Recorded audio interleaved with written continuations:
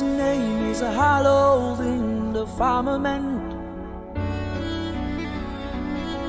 He's a Passover lamb through space and time. Our God is indescribable. His name is hallowed in the firmament. He's a Passover lamb through space and time. So from the pages of my heart,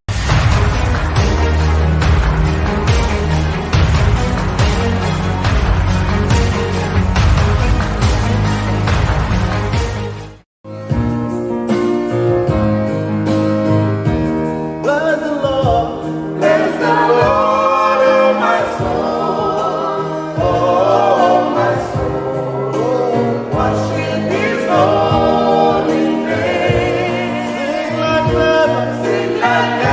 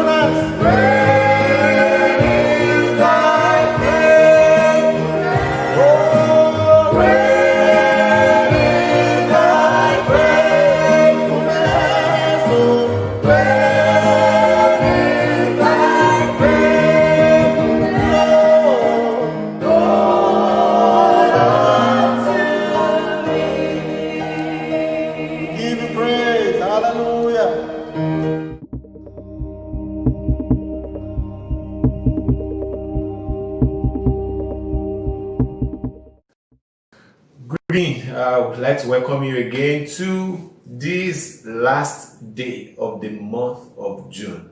God has been faithful, God has been true, and we give thanks unto the Lord that has kept you and I to see the last day of the month of June. And we give all praise and glory to His name. We thank God through the valley experiences that some of us have gone through, the mountain experiences that we have gone through, and through it all, God has been faithful. He has promised never to leave us, never to forsake us, even when we go through the waters or when we even go through the fire. And we'll be going through some tough times, not only in our nation, Nigeria, but indeed in the nations of the world. And the presence of the Lord is still with us. And I believe God will still continue to be with us. And He has kept us till this last day of the month. You will remember at the beginning of the month, God began to tell us not to give up. As we look into the book of Galatians chapter 6 and verse 9. And I will read again. He says, "And let us not be weary in well-doing, for in due season we shall reap if we faint not." That was the encouragement of the Lord to us. That was the word of the Lord to us. That was the instruction of the Lord to us. Let us not be weary in well-doing. And we have discussed at length some of the good things that we are doing.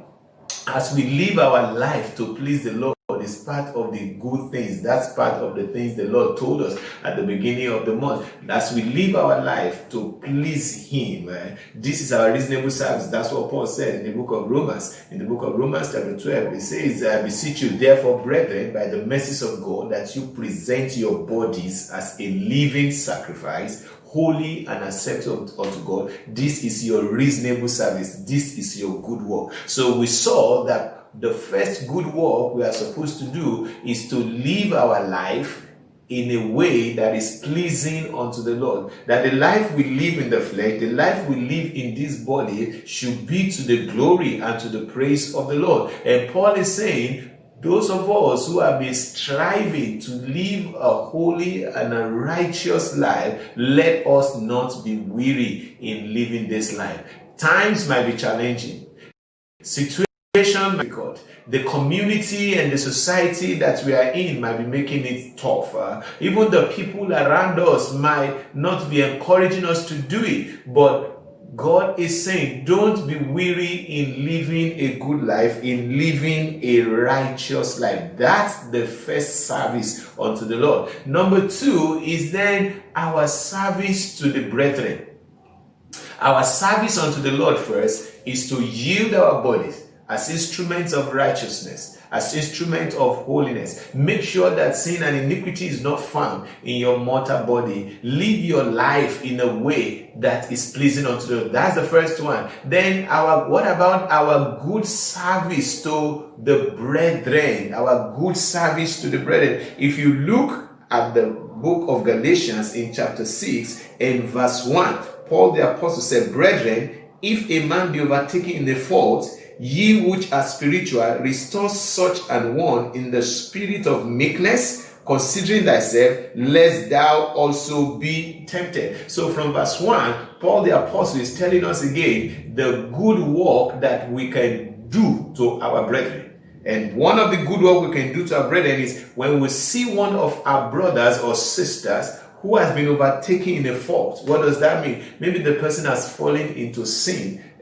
Nobody's perfect. Hello, nobody's perfect. We all face challenges, and some of the time people fall into sin, people fall into error. So he says, so it is possible if a man among us be overtaken in a fault, he makes a mistake, he makes an error, he commits sin, he commits iniquity. Now, those of you who are spiritual, those of you who have not fallen into that error, the good work you can do is to help restore such a one, help bring the person back, not to carry a knife and kill the person, not to carry a sword and eliminate that person, not to ostracize the person, not to make the person the talking point in the society, the talking point among brethren, but rather he says, those of you who are spiritual, what you should do is to put in place measures to restore, to bring the person back to his original position, the point where he was before he fell, the point where he or she was before he or she fell.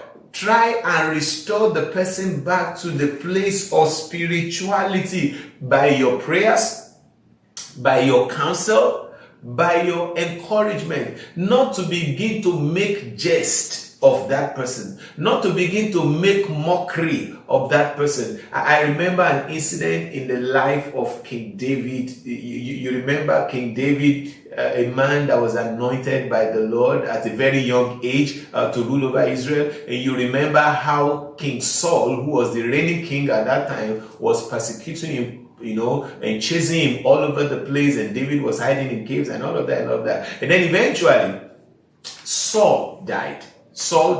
His son Jonathan also died the same day in the hands of the enemy. They died. And then what happened? People brought the news to David so that he can rejoice. They say, yes, your age-long enemy, he is now dead. His son is now dead. The throne is for you now. Oh, but the Bible tells us that David made a lamentation. And he said, one of the things David said is, mention it not in Gath. Publish it not in the streets of Ashkelon, lest the daughters of the Philistines rejoice. The anointed of God, King Saul, had fallen. Jonathan, who was supposed to be the heir or the first son of Saul, was also dead. It is not a time for us to be glorifying and rejoicing. So David said, no, mention it not in Gath. Publish it not in the streets of Ashkelon. The downfall of our brethren is not a subject for public display.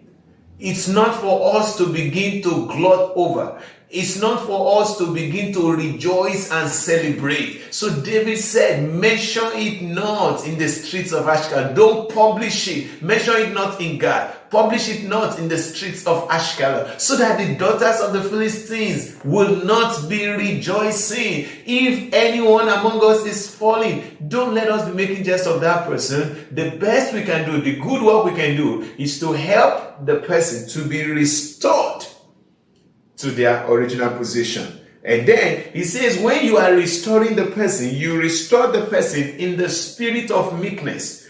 Be humble. Don't just come like a judge over the person. Don't just come like the holier than thou person. Okay? Don't just portray yourself as if you are the super person and you are the champion. You are the one who cannot fall. You are the infallible one. No. He says, rather, when you are doing the restoration, you should be doing it in the spirit of meekness, in humility. Why? Consider yourself, because you also can be tempted, lest you also be tempted. He also can be tempted. What that person had fallen into, you can be the person that will fall in that situation another time. So with meekness, not to have an air or superiority over the person, no, or holier than thou, but you understand the peculiarities and the frailty of the situation, and you are helping the person in humility and meekness to restore the person to the place of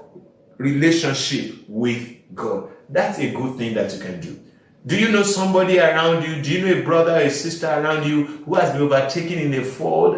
Help to restore. That's one good thing you can do. That's one good help to restore the person, the spirit of meekness. And then secondly, he says in verse 2, bear ye one another's burden, and so fulfill the law of Christ. The other good thing we can do to our brethren is that help to bear their burden. There's so much burden that people have today. The situation that we are in our nation and in the nations of the world has made the burden even increase for so many people, and it affects people different. It's very, very tough. Some people it is mild, whereas some people also they are getting blessings this time around. That's the I was sharing on the set during one of the chat session. You remember there are some people who at this time they are still receiving their salary, they're still receiving their remuneration at work 100%. Okay, so they are hardly affected. Whereas there are others who are just receiving some percentage of their income, maybe 50%, maybe 60% or 70%. And so there is an extra burden that is upon them because they don't have enough. And there are some who don't even have any at all. And whereas there are others who have even lost their job, so they are getting zero. They are getting nothing. So the burden is in varying dimensions for different people. Okay, so if you find somebody around you, a brother around you, a sister, burden is heavy, he says, help to bear one another's burden. I remember somebody, gospel singer, sang a song many years ago. If you are going by the way, you see a woman who is going with a heavy load upon her head, just give a hand, give somebody a hand. Maybe there is somebody that needs food, maybe there's somebody that needs encouragement. Bear one another's burden. Hallelujah. Bear one another's burden. This is part of the good work that we can do to one another. And it says, don't let us be weary in doing it. Don't be tired doing it. Don't give up doing it. Have you been extending a hand of help to somebody? And listen, they might not even say thank you. They might not even be able to repay you. They might not even acknowledge you. People might not even acknowledge you, but don't allow that to stop you from doing that which is good to God and to your brethren. And apart from doing good to our brethren, we should also do good to the whole of humanity. To the whole of humanity. Jesus said all of the commandments. When they asked Jesus, the Pharisees and the Sadducees, they asked Jesus, which is the greatest commandment? And Jesus said, there are just two. One, all of them, you can sum them into two. One, thou shalt love the Lord thy God with all your heart, with all your mind, with all your strength. So that's our good work to God. And then the second is like this: you will love your neighbor as yourself. And then somebody went further, trying to ask him, to test him, who then is my neighbor? And anybody that you encounter that needs help is your neighbor. It's not necessarily the person living next door.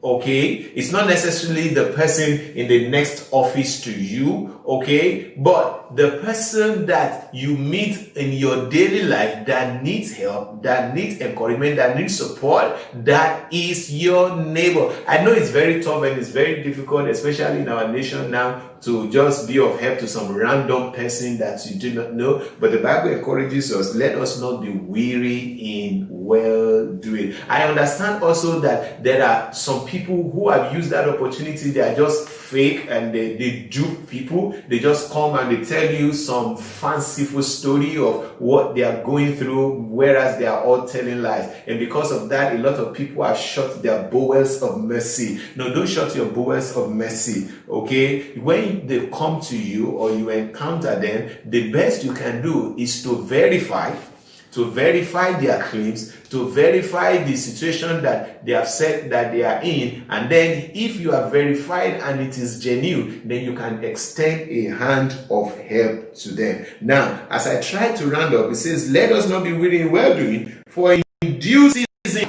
we shall reap. There is an harvest that is coming. The farmer is not guaranteed an harvest because anything can happen. Anything can happen. There can be flood. There can be insects or some disease that will come and ravage the whole place. So it's not guaranteed. The farmer is still waiting and trusting and expecting God that there will be harvest. But for this one, God is emphatic.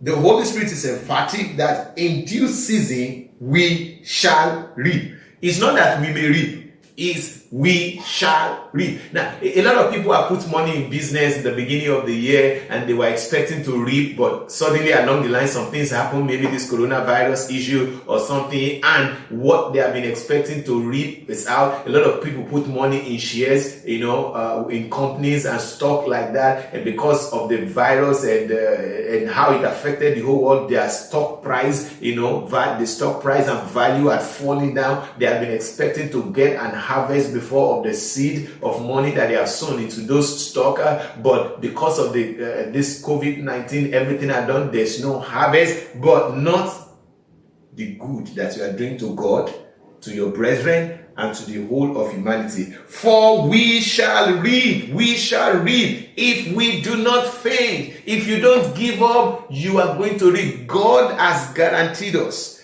Our harvest is guaranteed. And I will tell you the 4 different ways quickly in the next few minutes how we shall reap. Number 1 of the harvest that we will reap by doing good is giving glory to our Father in heaven. In Matthew chapter 5 verse 16, Jesus said, let your light so shine before men that they may see your good works and glorify your Father which is in heaven. That's part of the reward. When you do good, when you continue your good works to God, when you continue your good works to your fellow brethren, when you continue your good works to all of humanity, it will bring glory and fame to your Father in heaven. That's bringing glory. You are bringing fame to your Father in heaven. And when you are a son, when you are a child that is bringing glory to the Father, can you imagine how the Father will be pleased with you? Can you imagine all the stuff that the Father is going to release unto you because you are bringing glory, you are bringing fame to Him? Jesus said, they will glorify your Father which is in heaven. That's part of the harvest, and harvest of glory, and harvest of honor, and harvest of praise unto the Father in heaven. Number 2, in the same Matthew chapter 6,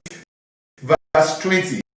Matthew chapter 20, the Bible says, but lay up for yourself treasures in heaven, where neither moth nor rust nor doth corrupt, and where thieves do not break through nor steal. So Jesus was teaching that whatever we are doing here on earth, we are actually laying up treasures for ourselves. So the good that you are doing here, you are actually laying treasures for yourself in heaven. A lot of us invest for tomorrow, for the future of our children and even our grandchildren. But how many of you are careful to lay up treasures for yourself in heaven? You will leave this planet earth. You and I will leave this planet earth and we'll go to heaven and we'll go to the other side. What will you have when you get to the other side? You are laying treasures on earth. Are you laying treasures in heaven? If all your treasures are on earth, when the earth is burning away, all your treasure will be burnt.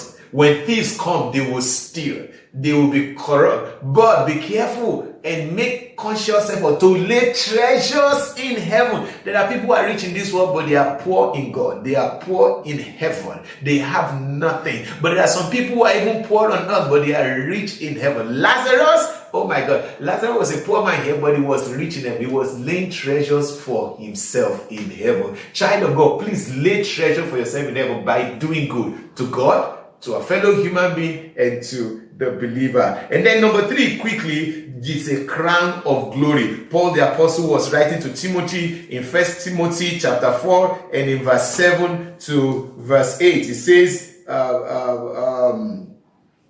okay, let me read.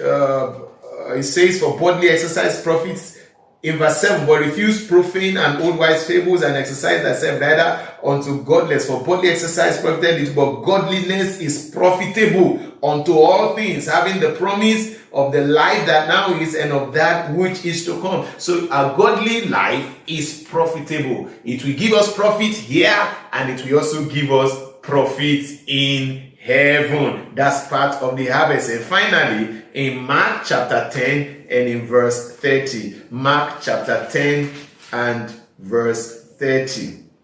Let me quickly read as I try to round up this evening. Mark chapter 10 verse 30. But he shall receive 100-fold now in this time houses and brethren and sisters and mothers and children and lands with persecution, and in the world to come eternal life.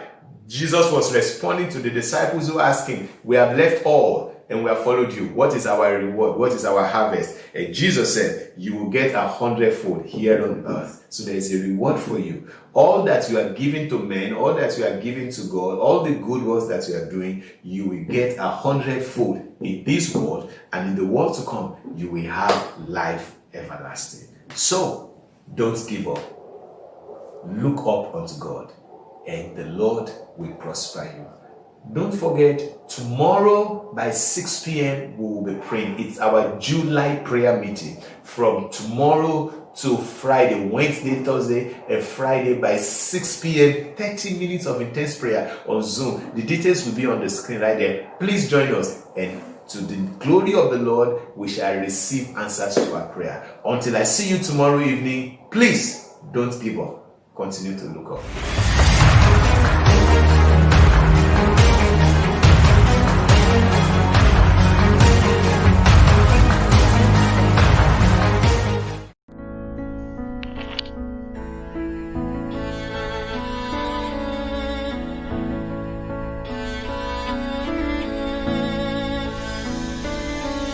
Our God is indescribable. His name is hallowed in the firmament. He's a Passover lamb through space and time. Our God is indescribable. His name is hallowed in the firmament. He's a Passover lamb through space and time. So from the pages of my heart, let my worship begin but never end. So from the pages of my heart, let my worship begin but never end. To the God of all flesh, for He's my God.